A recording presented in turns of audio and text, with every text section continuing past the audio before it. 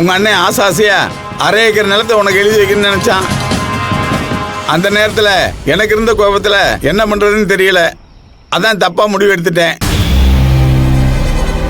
அதே கோபத்தோட நான் உங்க 2 பேரையும் கூப்பிட்டு போய் ஏமாத்தி அதை கோயிலுக்கு எழுதி வச்சுட்டேன். நான் பண்ணது எவ்வளவு பெரிய தப்புன்னு அப்புறம் தான் புரிஞ்சது.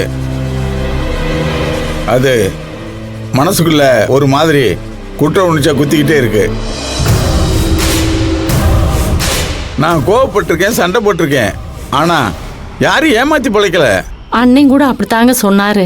நான் ஏமாத்தி பிழைக்கிறேன்னா? ஐயோ அப்படி இல்லைங்க. அட யாரு என்ன வேணாலும் சொல்லிட்டு போட்டேன்.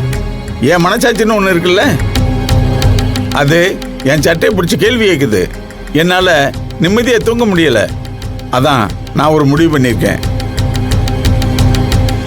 அந்த 1/2 ஏக்கர் நிலத்துக்கு எவ்வளவு பணமோ அதை உங்க அண்ணன்கிட்டே போய் கொடுத்துருவோமே.